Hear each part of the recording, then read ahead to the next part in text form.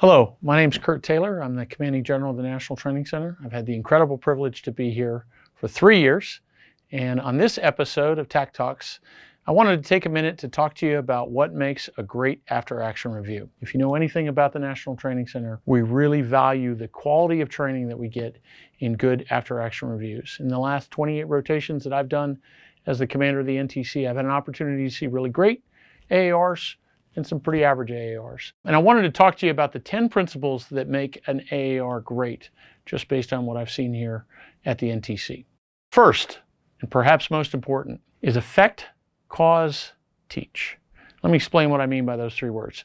When you're delivering an AAR to a unit that's just conducted a very complex and ambiguous training event that has a lot of moving pieces, the temptation is to walk into the AAR and to solicit dialogue.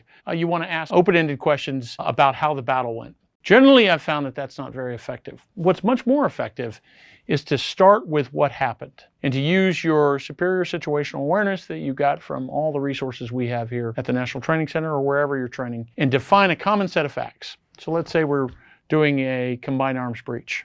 So the first thing an OC would do is lay out some data about what exactly happened during that breach. Maybe it's the timing of certain events, maybe it's a casualty count, but let's get a common set of facts on the table. So there's a clear understanding of what happened. So we can get past the debate of what actually took place. That's the effect. Then you move to the cause, and that's where you open up to dialogue and you ask the question, why did this happen? And you solicit from the audience insights, preferably from all across the audience, insights on why a particular event took place. Then, as you take notes on that and you identify some salient points, then you move to teach. Quite often you'll find the feedback you get aligns with certain doctrinal principles that we have, or there's publications within the Army that talk about how to perform that particular task. And that's where the great moment for a really effective OC is after all that feedback has come up to say, you know, we have some doctrine for that, and then show that on a slide or a publication and draw everybody back to our doctrinal principles. There are times when doctrine is not appropriate or it doesn't specifically cover the incident that you're talking about, and then you can use best practices that you've seen from previous units or even historical examples. Second principle, ask open-ended questions. A great after-action review often can be framed around 8 to 10 really good open-ended questions. And the best questions are the ones you ask to the guy or the gal in the back of the room. The person who may have the information and have the appropriate context, but their voice might not necessarily be heard by the leadership in the organization. So you ask that open-ended question and you solicit dialogue. And the whole idea is to get a dialogue going between those at the bottom of the organization and those at the top of the organization so they can create a shared understanding between the two of them. Third principle, avoid one-on-one dialogue. I've seen many after-action reviews that devolve essentially into a debate or a discussion between the senior commander in the room and the OC. Now that can be useful for a couple people, but generally most of the other participants begin to lose interest. So what you want to do is expand the dialogue. There's a great technique on how to do that. Let's use a chair just like this. So you have a dialogue, you present some facts, you ask some open-ended questions, and then you sit down. And that signals to the audience that you're there to listen. And it's now their opportunity to talk. And you take a marker out and you hold it in your hand. And then as the insights emerge, you already know the 3 or 4 principles that you want to get out of this discussion because you watch the fight and you know what they need to learn. You just wait for those insights to emerge naturally, or you solicit them by asking key people out of the audience that you've already identified, and then you just write them up on the whiteboard. And then the audience can kind of see that you're participating in the dialogue, but framing it and carrying it along. Now that'll only last so long, and then eventually you need to bring everybody back to topic. Which brings me to my 4th principle, use a whiteboard. It's very easy with a tired formation in the course of an extended campaign for people to just vent into the open air and not be able to frame their comments in any coherent way. Using a whiteboard captures the insights from the audience. How many of those are the ones that you kind of solicited from them, but it sums up your comments and gives you something to refer back to when the AAR is complete. Number 5, enthusiasm is important. People are tired and nobody wants to be lectured to. So being enthusiastic, changing the tone of your voice, asking direct questions, injecting humor are all important ways to make an AAR more lively and more interactive with the audience. The United States has a rich military history.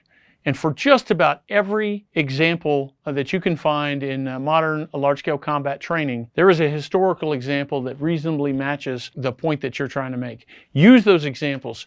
Show young soldiers, young leaders, how important these skills are to the survival of their formation. And if you just look at a little bit of military history, you can pull those examples and show them why our rich military history has so many lessons that can inform the way we train today.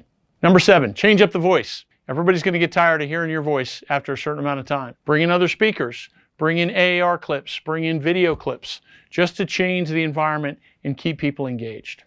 Number 8, one of the most important, pin the rows. You'll have a long list of things that the unit needs to improve. It's very important, and generally great AARs have about 20 minutes at the very end, they cover this, that we pin the rows on who is going to fix a particular issue. And we allow the commander to prioritize of all the things that we've seen in the organization.